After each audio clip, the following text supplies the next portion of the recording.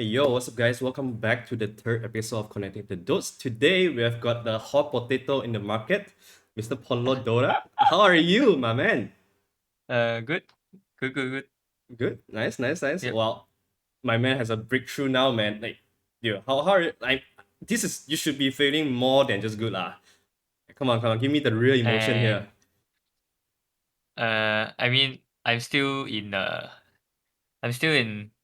like thinking about all the NA stuff and relocating there, and cause I'm confirmed playing there, but all the Mm-hmm, other stuff in between is like not confirmed yet, like the flight and the where I'm gonna stay and the boot camp and which org we're gonna work with and stuff like that. So I'm sure I will feel a lot more, uh, you know, in tune with everything once I'm there and I start playing and shit. Yeah. mm-hmm. So does everything like this come as a shock to you? Because I remember the decision making was quite fast, right? Like you were in talk with Queen, and then in a couple of days, then you guys confirm everything already. So is this still a Mm. shock to you, or was there any shock at all actually? I mean, I think initially when when Queen messaged me, he DM me on Twitter actually, and initially I was like, it wasn't like a wow, it wasn't anything like that. It was more like, oh cool, like I'm getting noticed by Queen Kalahan. people. Yeah, I'm getting noticed by people from the other side of the world. But actually, initially I wasn't. My first reaction wasn't that, oh, I'm gonna jump at this opportunity straight away, Mm-hmm. because I already had other plans lined up already, and I already sort of committed at least 50%, Mm-hmm. verbal agreement, committed myself to some other plans already. So yeah. Okay, We are gonna talk about that in just a moment, but let's put our focus back in QC first. So for Quincy Mm. Crew, what have what have been your impression of them before you joined this team? Like looking at their TI and their past history, I always believe that they have the very inspiration run because they have been together with no organization. Do you think this sort of connects with you in a way? Because you go from what I know, you guys are all like super grinders, very hardworking, very focused in the craft of Dota 2. Do these things make you feel like you are more connected with them? I think for sure in that part where in the aspect for sure we connect, right? Because I think from the outside view you can already tell like these people, um for so many years they had no org support, right? And but they still stuck together and played together for so long. And it's not easy to play in a team together for such a long time. You get very tired of each other's shit, and Mm-hmm. but they still, they still manage to stick together and play and get to TI and be competitive at TI. I think like for myself, right, I haven't even get to sniff a TI yet, and I've been trying so hard for so long. So for them to be able to do it, I respect the achievement lah. I Mm. think it's not easy lah. Mm.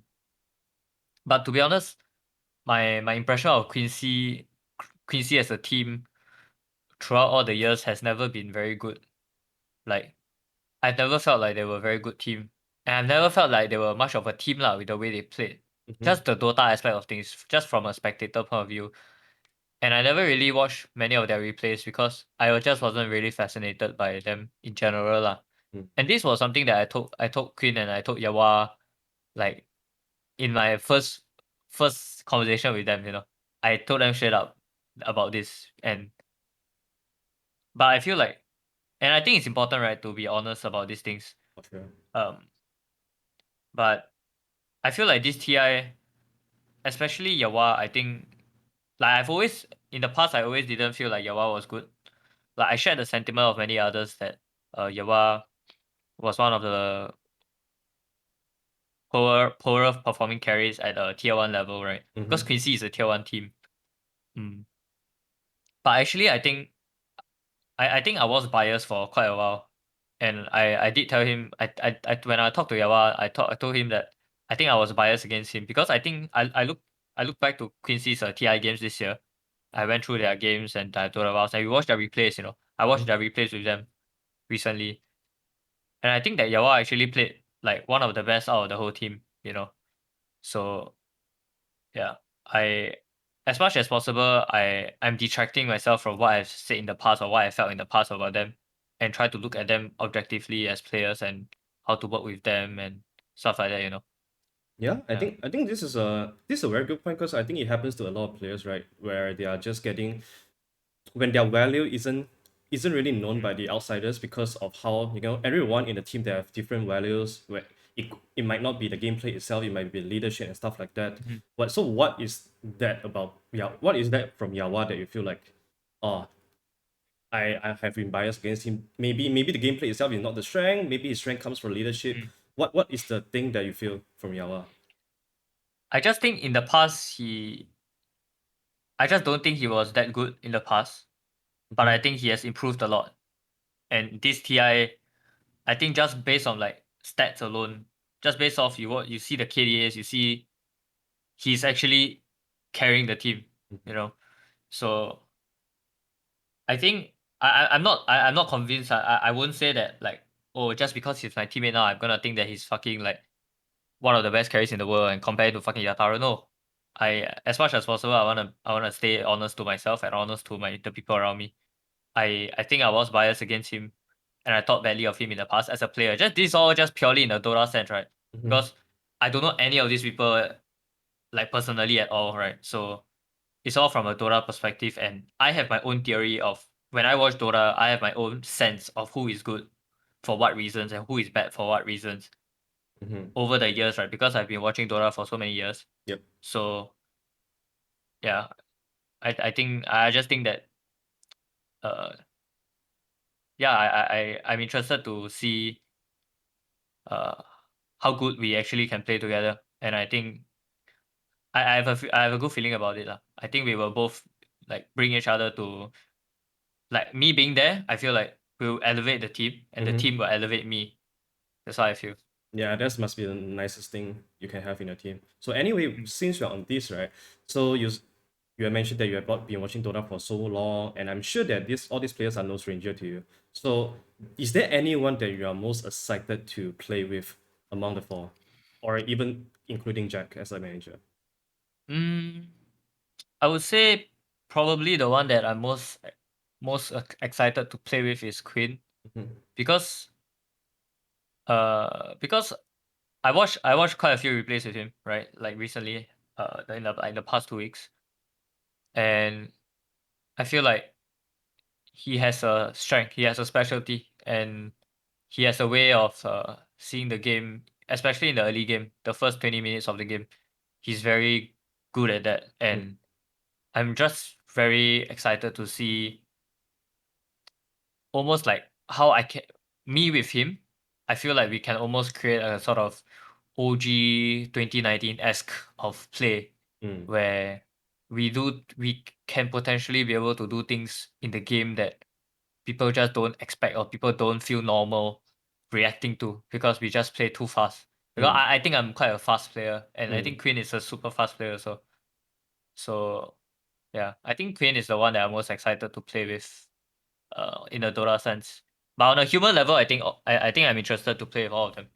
mm-hmm. Maybe especially maybe Kazu, because you know all of us have an impression of how Kazu is throughout the years. Yeah, I'm interested to talk to him and like be in a boot camp with him and just learn whatever I can from him. Yeah. yeah, cool. So you also mentioned that initially it was Queen that reached out to you first Mhm, on Twitter as a true DM. So mhm. what I want to ask, can you share with us what is the one thing that convince you that makes you think that bam, all right, this Quincy Crew is the team that I want to join, out of all the offers that you have been receiving, what is the one thing that you feel like is the nail on the coffin for you to join Quincy Crew? Mm, I think it was a mixture of quite a few things. And without overcomplicating it, so I just got to know that like basically so there's this coach of a very strong team, right? And basically this coach was considering me for his team, this very Mm-hmm. strong team, but I can't say which team, and as their post five. And this was ever since I casted TI qualifiers. We started talking to each other. And he started like he just started testing water with me lah basically, Mm-hmm. and we'll randomly talk and like talk about Dota and talk about games and talk about TI and stuff like that. So their post five option worked out for that team, for this very strong team. Mm. So the coach, I think he was like personally invested in me because he felt like I had a lot of potential.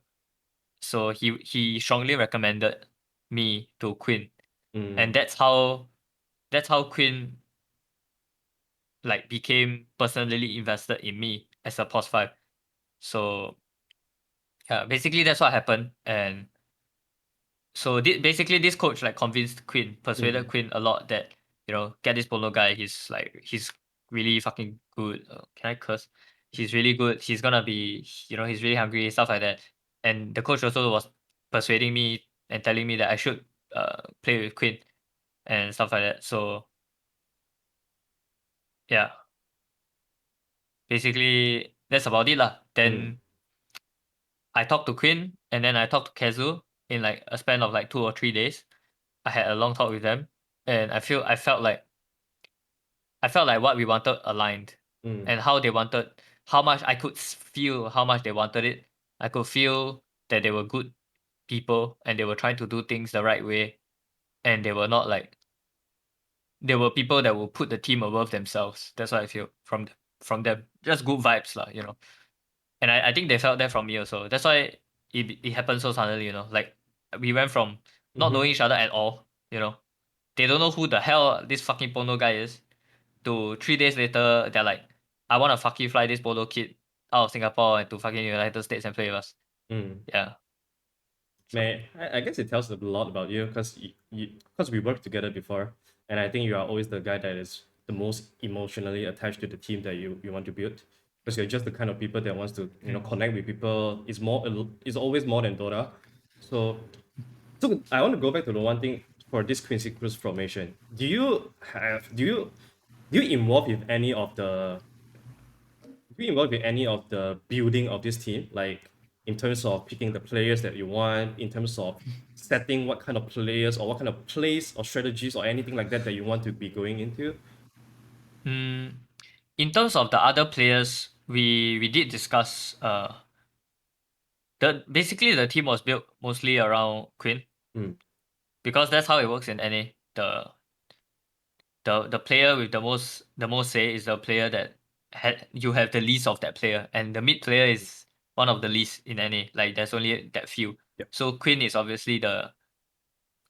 the one with the most power in that sense. Mm. But he's also the kind of guy that likes to take a lot of responsibility in this. So he was the guy coordinating all this pulling the team together, right? Even though Kazu's the captain, but basically it wasn't like they want me and I just join, and Yawa and Milan just is they choose one, then I have no choice. It wasn't like that. It was more like Mm. they did ask and talk to me about it. They asked me about what I think about Milan, what I think about Yawa, and I was just honest about it lah. And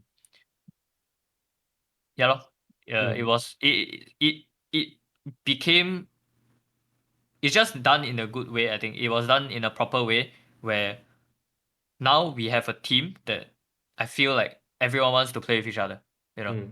it's not a case of the best player just he's the best player and he's the captain, and then he just chooses everyone he wants. Then everyone's like his dog. Mm. It's not that. Yeah, I want to play with all the four players on my team, and even the manager. I want Jack as my manager. Mm. You know, so it's a very communal team, I would say. Yeah. Yeah, I can really see that, Yeah. the team, it feels like a team that is based on friendship, is based on a lot of personal commitment to each other, trust and stuff like that. Mm. I would say maybe not friendship lah. I wouldn't go Mm. as so far as to say friendship. I think it's just I think everyone's professional, Mm-hmm. and we all understand what it takes to. I think everyone in this team is like very willing to go the extra mile. Mm. That's what I think. Especially Quinn and myself. I think me and Quinn, maybe Kazu as well, and Jack, especially us, I think we are very willing to go the extra mile.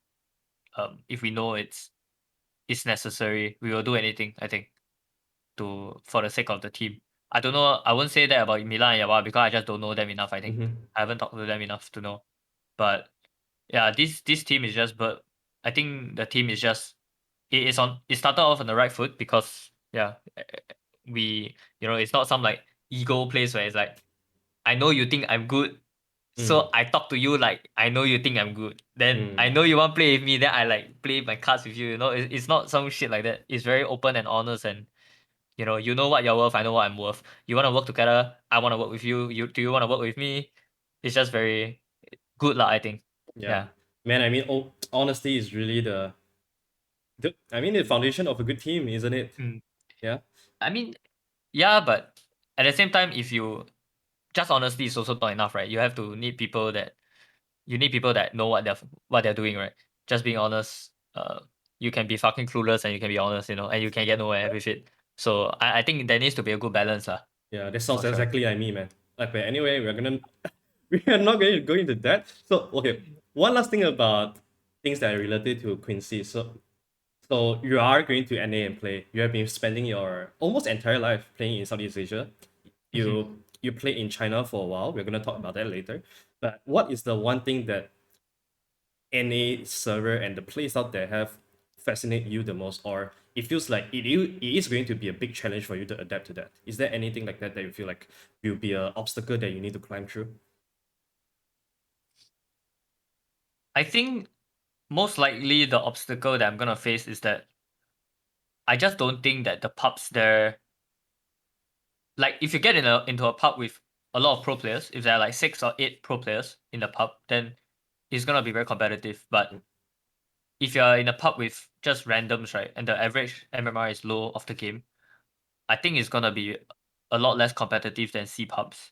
And I Mm. think for me, the competitiveness of the pubs is quite important to my skill. And yeah, I think that's gonna be the biggest challenge for me. If I don't feel like I can sharpen my skills in Mm-hmm. pubs, then I think I will have to learn to take a different approach. Because right now it's like very simple. I just play pubs.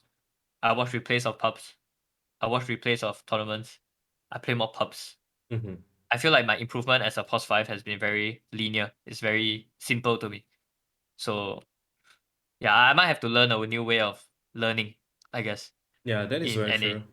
Yeah. Because you have always been an MMR enjoyer in a sense, right? uh, And NA, yeah. obviously we've heard a lot about MA, but let's not talk about it. We will talk about it soon when you get there and see what you think Yeah. about it. Yeah. Yeah. Okay. So, um, moving forward, let's talk about a little bit of you before you joined Quincy Crew. So, what do you think for this entire year? It has been very eventful for you. It has been very fruitful for you. You have cast TI qualifiers, almost become a caster. Apa? And then Oh um, my god, Lou. before that, you also made a big decision for yourself in terms of career wise. You switched from Post 4 that you've been playing for so many years to Post 5. Mm. You captain Team D, a team that is built by yourself. And then you also have the experience of playing in China as well. Which of these Mm. things, oh, and it's also not to mention the TNC training program that you joined Mm. under Mushi. So which of these things that you think is the biggest career turning point for you? Uh, I think I actually think for this Quincy thing, Mm-hmm.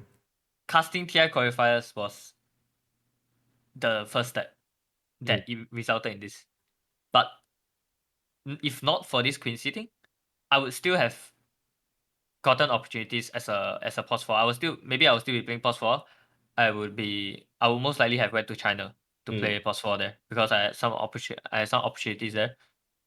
Um but yeah, I think for me the casting of TI qualifiers was one of the best things I've done to put myself at the right place. Yeah.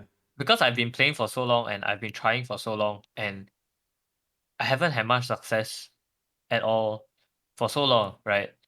And I think this year I started to, instead of just like mindlessly grinding every fucking day for years on end and just like banging my head on the wall, this year I actually sat down and I thought about what I could do outside the game Mm.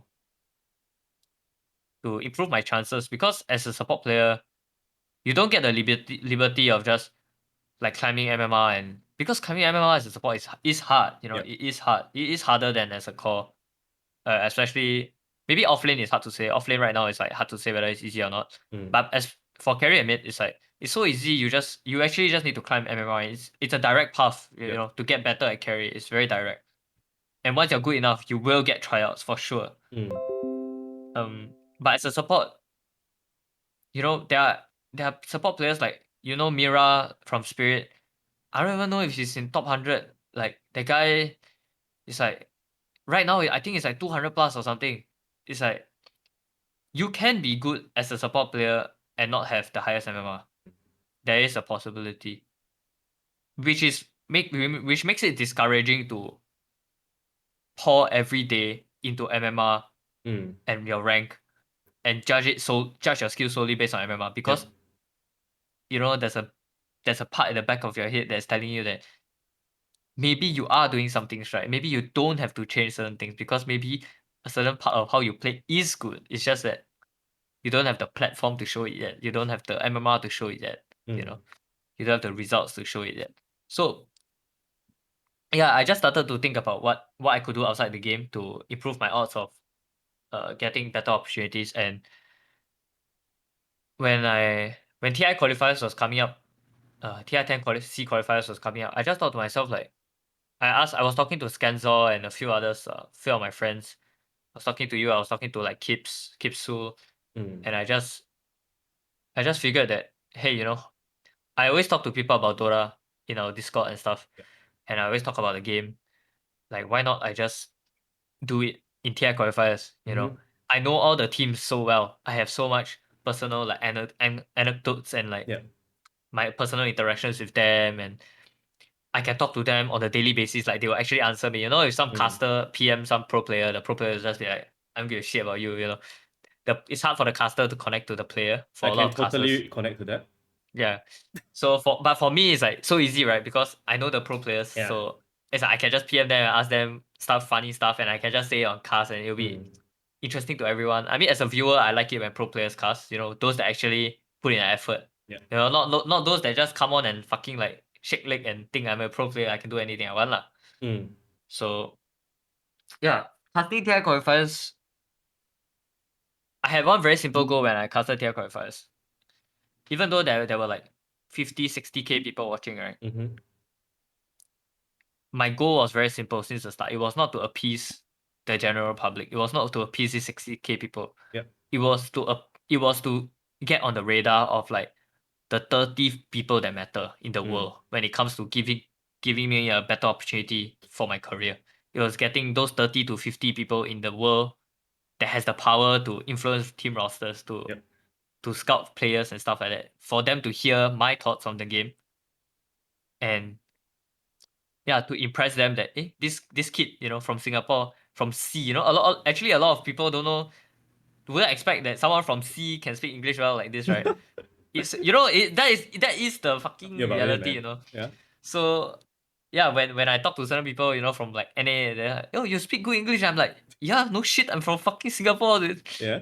Like, it's just putting myself on the radar, right? I think for a long time I tried the approach of, you know, putting my head down and grinding hard for Mm. fucking years, dude, and not making a sound, don't talk, you know, don't make enemy, just grind. One day you'll get there. I tried that. It took me a long fucking time. Mm. I wasn't really getting anywhere because, to be honest, I just wasn't talented enough as a four. Mm. I wasn't good enough as a four to let my game speak for itself. You get what I mean? Yep. Yeah. So yeah, casting TI qualifiers was pretty huge for me because, like I said, this coach from this good team, Yep. yeah, he was impressed, or not impressed, but he liked what I said on cast, and then I formed certain relationships with certain people in the scene, and then I'm just on people's radar. And Mm. when people need a player, and then I hit 10K, then people are like, hey, this guy, you know, Shit like that. Yeah. All right. So you also mentioned like you weren't very talented as post four. Is that one of the reasons why you switched to post five, or is it because you feel like your strength can be most utilized in a position like a post five because you can take care of the big picture of the game, you can take care of the macro side of the games. Is this more of your strength? What do you think about this? I think both sides are true. I think as a four, it was very hard to differentiate myself from other fours. Mm, Like when I compare myself to other Southeast Asian post fours, it was honestly it was always hard for me to think of like, why do I even deserve a spot on this team? You know, what can I do better than teams? What can I do better than like even like Hustler, you know? mm, Like what can I do? Can I really do so many things better than him that a team should give me that opportunity to play for them? You know, I think as a player you should always think about what you can provide. You yeah. know, it's never about what people can do for you. It's always about what you can do for people. And as a four, I didn't really have an answer for Mm, that. I think for a long time, but I still love to play four. I still love because it's like it's really what I enjoy. Like my personality, I like to like fuck people up. I like to mm, run around and do dumb shit, and I like to fuck with the game. You know, uh, yeah. I see myself as like my playstyle is like somewhat like Jerax. You know, mm, he gets a lot of fulfillment from fucking people up in the game in a very weird way that people don't understand. mm, So I like to do that a lot, but honestly, I just don't think uh I was I don't think I was talented enough to just, yeah, like I said, let my play speak for itself. I just don't think I was that good, even mm, though I tried really hard. I really tried really hard for a really long time. yeah. And I think as a four, right, 100% of effort doesn't equate to 100% of impact. Mm, I think that percentage is maybe like, I would say maybe like 30-40%.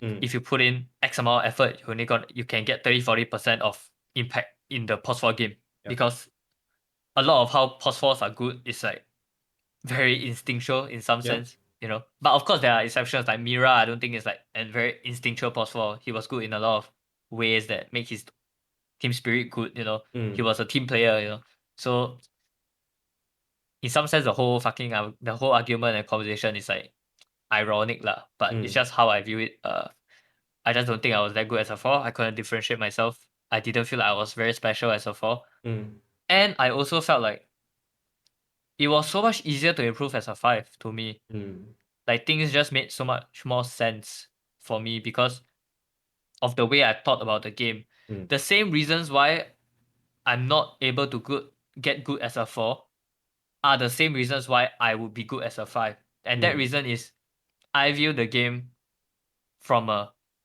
what is the best thing to happen right now for my team. mm, That's just how I view of the game. And as a four, sometimes it's really bad if you think like that, if you have that mindset. mm. Because as a four, you need to have those selfish moments Yep. to play like you play a fight, you won't go into echo two heroes just because your carry is dying. You will wait, you will let your carry die, and you will get like 3-man echo later, and your carry will buy back, and like you'll Mm, find the moment as a four, right? yeah. That's why that's traditionally the amazing pause four players are good at that. Mm, They're good at waiting for their moment. But I was not very good at that, I think. I think of things as very like A B C D E F G. mm, My carry needs me to save him now, I'll fucking do it. I'll just jump in, I'll do it, I'll die, mm, and then we play the game from there. So mm, yeah, I think as a five, I'm just a lot better lah. I don't mm. know. Yeah, that's a Maybe simple way to put it. maybe it's just a lot more nature for you, cause Yeah, for sure. yeah, it's because it sounds like you are the kind of player that are more sacrificial. Like you wouldn't mind to make yourself look bad just for the game to look Mm, good itself. And a lot of times, this could be a very bad thing for a post four. Because mm, you do things in this kind of way, it doesn't make you look good, but it wins you the game. So in mm. other people's eye, you might not be impressive at all, right? That's the thing. Like when I play the game, I don't stop and think like, do I look good or not? You know, Mm, I don't stop and think like, do I go and die here? Like if I go and die here just to save someone, if I trade kill and die, or I just buy sentries because my boss fight wants to finish his item, then I just take over the responsibility of buying stuff and like my item is less, you know. If I see a quick wave coming in on the dead lane, I don't go and TP. I ask, you know, does someone else wants the farm or not? You know, when I think of those things, I'm not thinking to myself that I'm being sacrificial. No, Mm. I'm just thinking to myself that that's what I think the right thing should be done. You Yeah. know, I don't think of it as a 4 or a 5 thing. I think of it as a, is my hero supposed to do this at this point of time? That's that's what feels natural to me, Mm. and it's just maybe it's just coincidence lah that that sort of feeling is just a lot stronger when you play pos 5, Mm. right? And it's very punished when you play pos 4. Yeah, Okay. because yeah, I guess yeah. So could you, like, now that you have switched to post five for a while already, like maybe half a year already, could you differentiate yourself from the other post five players? Because you said you couldn't do that when you're post four. Oh, for sure. I think Mm. as a 5, my I think as a 4, right? Even though I would say that I'm gonna be the best pos 4 in the world, you know, I'm gonna go to TI, I'm gonna win TI, you know. As a 4, I said that, but I don't feel like I believed it. Mm-hmm. I wanted to believe it. I was naive. I was a kid, lah. You know, Mm. you want to believe in yourself. You like yourself to believe in yourself, you know. But as a 5, right? I think I don't think lah. I truly believe that I have what it takes to win TI as a 5. I think that's what I think. That's Couldn't what I this honestly, genuinely think. so couldn't this be the naive you that is telling you the same thing when you're playing post four? No, because I think I see the things as a 5. I think Mm. as a 4, I didn't see it. But you It's choose like to the, believe it, yeah, yeah, yeah. even It's though like you the didn't see whole. it. I mean, not to bring religion into this lah, but it's like you don't see it, you know, but you choose to believe it, you know. But as a 5, I feel like I see it. I really Mm-hmm. see it. I see the things that good 5s do, and I see why they are good. You know, it's not a mystery to me. It's not a myth. Myth. Mm-hmm. Like, how do I explain this? You see the good post play. You see like, you know, Yapzo lah, Crit lah, all this lah. They play on the fucking good team and then they win. And then the things they do, right? They make some big play here, there, here, there. But to make that shit happen in your own game, right? In your own tournaments, your own qualifiers, right? It's very hard. It's very, it's a very mysterious concept to me. I can't Mm-hmm. say I can make it happen, you know. Mm-hmm. So in some sense, I'm just not talented in that way to see it, you know. But as a 5, Mm. I see it as a very straight, a very linear path. I see the things that I can improve on. I see the things that they are doing that I'm not doing. I just see it and then I learn it and then I do it and then I'm just better, you know. I just see so clearly as a 5. So knowing that motivates me a lot on a Mm. daily, like every day I wake up, right? It's like it's so nice. It's such a nice feeling, you know, to wake up every day and feel like, wow, today I can do X amount of work and it's actually gonna be 100% like 100% effort is like 80 or 90% impact Mm. in your improvement or in your game. You know, that feeling is so fucking good, man. You know? Yeah. Yeah. I think you are definitely proven also that you can, you have a special place in the post right now because you have recently hit like 10k MMR for yourself is a big achievement, and also you are the um number one support in Southeast Asia in terms of MMR. Used to be. You No used to be longer. not now, Yeah. okay, but we No longer. but that would be memorable, okay? That one moment. Mm. I'm sure you have screenshot that, right? Very important screenshot. Uh don't know I think so lah, probably lah. I mean I like to brag lah, so I I mean, probably it's screenshot something it. that is worth bragging, lah. Okay, so talking about this 10k achievement, right? So you were 9k for a while, and then all of a sudden after you joined the TNC training program, and then you left it like 2 weeks time, you grinded from 9k to 10k. Is that Mm. like that was such an implosive jump and breakthrough? What Mm. is that a lot to do with the TNC training program? Do you think so, or is The it something that okay? What do you think? I no no I climbed from 9k to 10k during the program. Oh, during the program, okay, Yeah, during the program. okay. Like during that 2 weeks, literally on the last day of it, I Mm. hit 10k. Damn. So in the day, I was getting coached by Mushi, we were playing scrims. Mm. And then at night, we played pumps, and I was just trying to apply everything I learned, you know, try to refresh my mind every day. I'm just like thinking, reflecting, applying my pulse. I was so focused on it. Honestly, when I was up until like 9.7K, I Mm. didn't even realize that I was getting close to 10K. It was never my goal actually. Mm. You know, all us Dota players we always say, road to 10K, road to 11K. We always say, but actually we don't fucking do anything to like actually get there on a daily Yeah. basis one lah. We just mindlessly play pubs lah. Mm. But that also taught me lah that actually the easiest way to gain MMR is really not by looking at the MMR at all. Mm. Like during those 2 weeks of getting coached by Mushi, every day I play pubs and my sole focus was applying the concept that I'm learning every day, reflecting on myself, I talk to Mushi. I just try to keep looking within myself. I every day I get off Discord with them Mm. and I just sit there and I just try to look within myself like what's the utmost important thing that I need to learn and apply today? Mm. And then the next day, I do it again. And then I try to remember what I learned the previous day. And then every day is just like that for Yeah. 2 weeks. And I think that's why in that 2 weeks, I climb rank so fucking fast because when I lost games, I was never tilted. Mm. When people were doing bad stuff, I was never tilted. And I was shot calling so much and I was like so forward thinking in my pubs. I was so encouraging in my pubs Mm. to my teammates because in those 2 weeks, I was so focused on being the best version of myself and learning how to push the boundaries of the best version of myself. Mm. Yeah, that's why in that 2 weeks I climbed so much lah to me. And after that, you know, after like Quincy announcement and I mean Quincy and all that, then my MMR start to fucking pew. I fucking lose like fucking 500 MMR in 1 week Mm. because the mindset is everything, Yeah. right? Obviously, after I got announced to Quincy and everything, the MMR and what is worth to me became very it's just a whatever lah, it's not important anymore lah, Yeah. sort of thing. Like because I rank 20 or I rank 40, I get in the same fucking bracket of games. I get matched with the same tier of players. What's the difference? It's Mm. just it's really just an e-penis. Mm. And a lot of bloody good pos 5 players are not high ranked. And they Mm-hmm. are bloody good.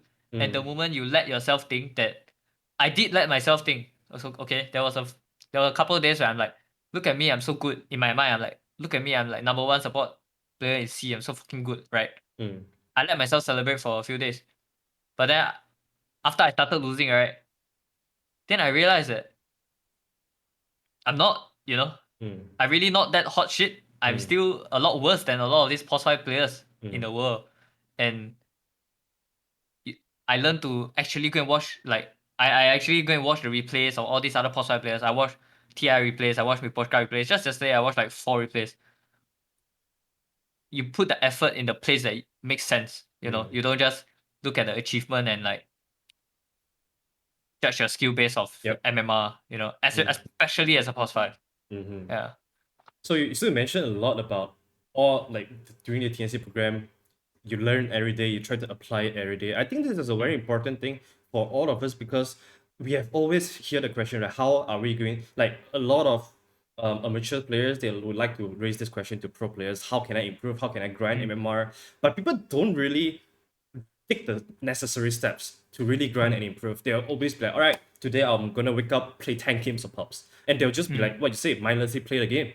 But they won't Mm. really look into what are the areas of room for improvement for themselves. So my question here Mm. is, what is the exact thing that you think you learned from Mushi during the TNC program that you haven't learned before that, before you met Mushi? What is the exact thing I learned from Mushi? Like, what is the thing that trigger you to think more about what you have taught before? Like to break your past thoughts, train of thoughts or something like that. Is there any new thing that injected to your mind? I mean, there are a couple of in-game things that he taught me, or not taught me, but pointed out to me. But I don't feel like those were the key things. I think the most important thing that Mushi taught me in that 2 weeks was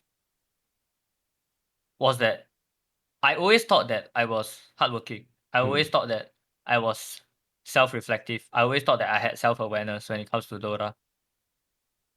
But in that 2 weeks of working on the Mushi, I just realized that it wasn't enough. you know, I wasn't hardworking enough. I wasn't self-aware enough. Mm. I didn't always criticize or like look within myself and be critical of myself. Like it wasn't enough. Mm. And before getting coached by Mushi, I was confident to say that I'm more self-aware than fucking 99% of Dota players, man. Mm. Like I criticize myself on a daily basis, and I'm so like hypercritical of myself. But after getting coached by Mushi, I came to realize that it still wasn't enough, you know? Like Mm. that I still could do more. And I think once I was shown that he like dangling in front of my eyes, you know, he's like, look, you can do this more, You better. Ponlo. Yeah, Ponlo, what are you doing? then then I'm just like, holy shit, you're right. I'm like, I cannot wake up and I cannot tell anyone that I'm hardworking anymore without actually putting this another 200% in, you know? Mm. So in some sense, maybe I always thought I was giving my 100%, Mm. right? But actually, what I could have been giving was my 300% all along. I just Mm. didn't know that I could be giving my 300%. And working under Mushi taught me that, lah, I think. Yeah. Mm. Yeah. Damn. Yeah, that was important. I think this really differentiate what a good coach is and what a Mm. normal coach is. Like a good coach is always able to find the ways to push you, Mm. to push the players to think more. So like Mm. obviously previously we have a lot of discussion around Mushi. So knowing that Mushi now is coaching Boom and stuff, and you also at one point you were at the trial with Boom. Mm. Um, do you feel like you have the kind of connection with Mushi that and what made you think that damn like why are you not in Boom? I think this is a lot of people's question in their mind. Like Boom has been announcing that they are looking for five, and then you have this Mm. Ponlo sitting there, you know, top number one MMR and C. Like what happened? I think I think me and Mushi do have a good relationship. We had a good time working with each other. I think we both acknowledge each other a lot. Um, I respect him a lot, and I think that working with him can help me grow Mm, immensely. Like probably one of the best people in the world for me to work with at this point. And I wanted to work with Mushi a lot. mm, I wanted to play with Boom a lot. Um, so I did try out with them when Scam decided when they stopped playing with Palos. Palos went to Neon, and then Scam decided to play carry. I did try out with them for like 4 scrims for like 1 day as mm. Force 5. And then the next day they tried hide. And a few days later, they just told me that uh yeah, they just wanted to continue with hide lah for BTS. I see. So and hide is the Pos 4 player, right? And he didn't play Pos 5 before this. And he didn't even play Pos 5 in pubs. So for me, that was I wouldn't say heartbreaking lah, but it was very I just don't feel like I was recognized lor Mm, by the players because I know that it wasn't really a Mushi decision. Like I did talk to Mushi about it. I don't think he wanted. I don't think he wants to be very involved in picking the players. I think he mm, just wants to be the best coach he can be to whatever players that end up on the roster. mm, I think that roster is mainly the players picking the players. So I think certain players on the team just didn't recognize me or what I can bring. But to me, I would have been a perfect fit for Boom lah. mm, But if they don't recognize me at all, right, then I wouldn't be a perfect fit, right? mm, So in that sense, it's good that they didn't pick me mm. because I wouldn't want to play in a team where people don't recognize me, right? Yeah. But there's a part of me that is like that feels a bit of vengeance lah. Okay lah, maybe not vengeance lah. Vengeance is too strong a word. I'm Mm, a bit salty lah for sure mm, that I feel like I'm poised to be one of the best post fives in C.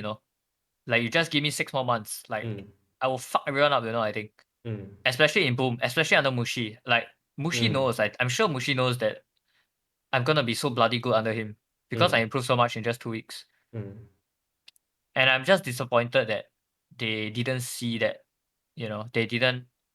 Some players on the team didn't see that, and they chose to go with hype.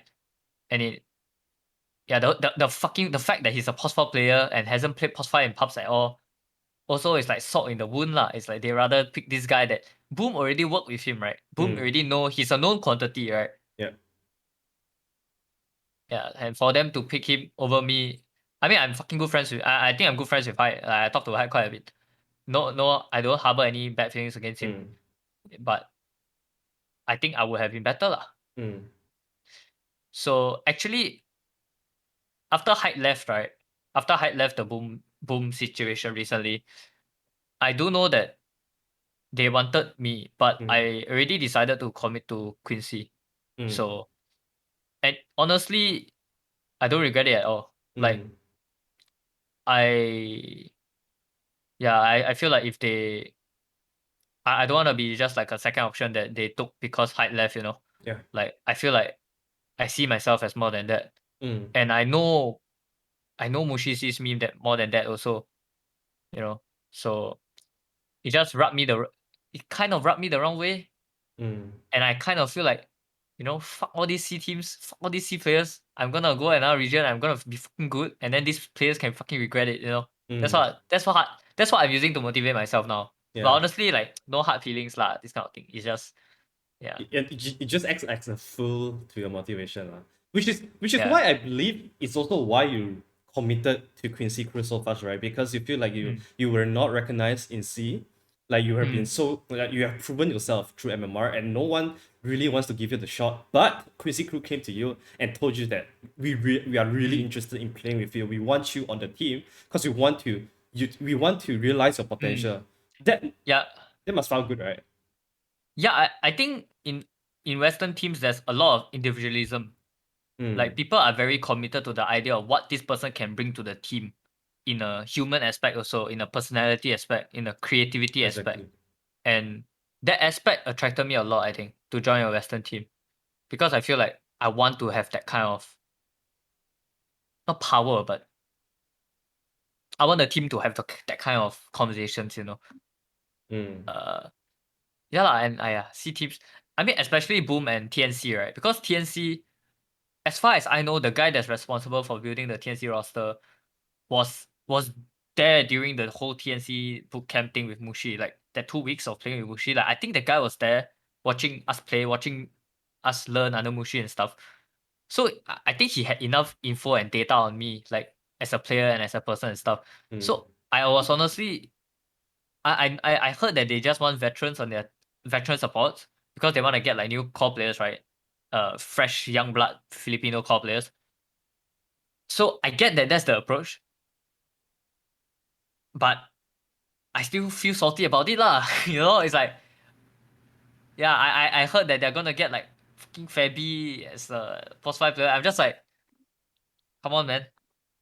Like mm. seriously. Like maybe if you get someone like, I don't know, man, Fe- like I don't even feel like Febby is such a captain figure or like veteran figure or anything.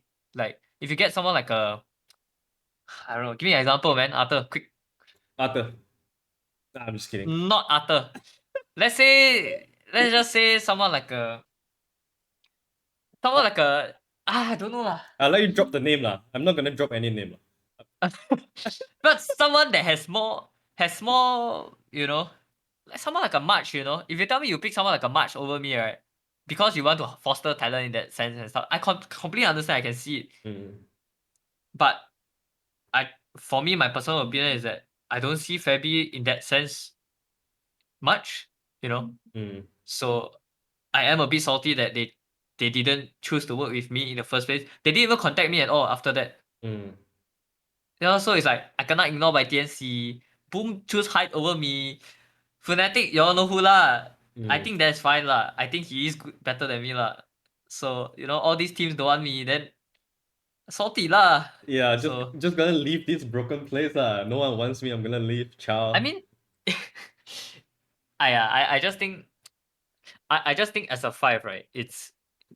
I do think that it's rare that a five wants to try this hard and has this much voice and stuff. And I think that I should have been on one of those on one of those teams. Mm, I did get offers for the other C teams. some other C teams also ask me, like your 496 lah, the Omega, Neon also got ask me, but my condition to play in C, to continue playing in C was I Mm, want to be on a team that can win in C, mm, I think, for this season because I feel like I'm ready yeah. as an individual. I'm ready to start to win. I feel like I'm there. I mean that's a lot to claim lah because I haven't done anything, right? Yeah. But I just feel like I'm ready lor, and I wanna be on a team that can win lah. And I don't see these teams as teams that have the great shot at winning in the season lah. Mm, mm, mm. Yeah, so I wanted to join Boom, TNC or Fnatic, you know. And if when I didn't get on any of those, then I was gonna go to China lah. But then this Quincy thing pop up, so yeah. Yeah, it's just great timing, I guess. Mm. Mm. I guess this also boiled down to a whole, philosophy of how Dota works in Southeast Asia and also in Western countries. It feels like in Southeast Asia, teams are more willing to give chances to new blood who are core players, not so much for Mm-hmm. support players, because they will always want to have support players to be veterans to foster those young blood. But in Western side, like Mm. you see just now, they look a lot more at personality and stuff like that, which is why you always see, for example, EG. They are always very willing to pick up new players from another role. Like for Mm. example, Ramses from Post 1 to Post 3 because they see something in Ramses, right? Like Mm. that kind of philosophy, do you think which one do you think is better? Like obviously that kind of philosophy got you to a good tier one team. But Mm-hmm. do you think that you thrive in that kind of philosophy?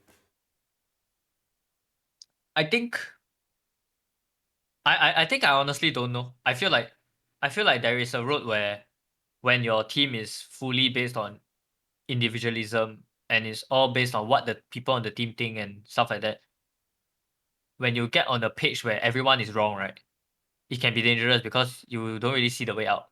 Mm, Because you are very much convinced by each other on the team. What you think is what people think on the team. And there's very, you know, as long as people can agree on the team, that's the approach you will take. And I think sometimes that approach hurts some Western teams, even like EG, I think, and they don't get the success they want at certain international tournaments. mm, I feel is in some sense they get very convinced by themselves. I think, mm, yeah, once they can agree because they think that individually they're also fucking amazing, right? And one of the best players in every role. yeah. If they feel like they can agree as a team, then they already feel like they have the best idea in the world, pretty much. I think that's the vibe I get lah. Mm, But I think in like China teams, it's a lot less like that. They are always looking to what's winning, what are the heroes that are winning in the patch, not what my player think is good in the patch. mm, yeah. I feel like the China slash the C players, they are a lot more, they have a lot less self like individualism. They are a lot more. They will look to other people and other regions and what other people are doing Mm, to craft an idea themselves. They won't just like, yeah, you get what I mean? yeah. Yeah. All right. I think it's been a long conversation. A lot of good topics covered. A lot of good answers from Mm. you. So I think we are gonna call it here. We are gonna talk to you. Hopefully I can talk to you after you finally get to a land, which is going to happen. I believe. I believe it's No, going bro. to happen. If I go to LAN, I'm too good for you. Eh. Oh shit.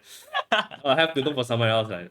Maybe I'll look for anyway, so is there any things that you want to say to the people that have been supporting you or the people that have been doubting you? Do you have anything that you want to say publicly? mm, Get ready to Ponlo, get ready for Ponlo. I'm coming to you. no lah. Uh I think uh, not no bad vibes lah. I think For sure I lah. just wanna say like to the people that are still trying, out there, that are still grinding every day and trying to find the way, like don't give up lah. Mm, Like me. I think I tried for a really, really long time and I didn't have really anything to show for it for a really long time. And everyone in my life doubt me. Like family, friends, everyone. But I just knew in my gut lor, in my gut, I had gut feeling. I believe like I didn't have to lie to myself. Like I knew it in my gut that I was gonna make it lah one day. It was just a matter of time. mm. and it's grinding. You just grind and grind and just try to think critically about the right steps that you can take for your career. Like for me, when I casted TI qualifiers, when I did, you know, when I started being more active on Twitter and saying what I thought and just being more interesting, so more people are interested in you and stuff like that. Like those are things I did out of consciousness. It wasn't Mm, just an accident, I mm, actually thought about it and I did it because I felt like it was gonna be positive for me, for my career. And it was. And it was the things that, you know, it was all the right steps that I feel in the right direction. So I feel like people that grind really hard for a really long time, you need to take a step back and think of these things. Like take a actual step, Don't keep just mindlessly grinding at a fucking rank and like expect things to change even like after years and years and years. Yeah. yeah. Right. All right, thank you. So, like Ponlo say, for all the dream chasers out there, if you if you think you have been trying your 100%, always remember you have another 300% that you can Mm, go for. true. Your limit is a lot more higher. So Mm. yeah, good luck to everyone, and also good luck to you, Ponlo, and also Quincy Crew. Thank you, Arturo. Thank you, man. Good luck. Good luck. Bye bye. Bye bye.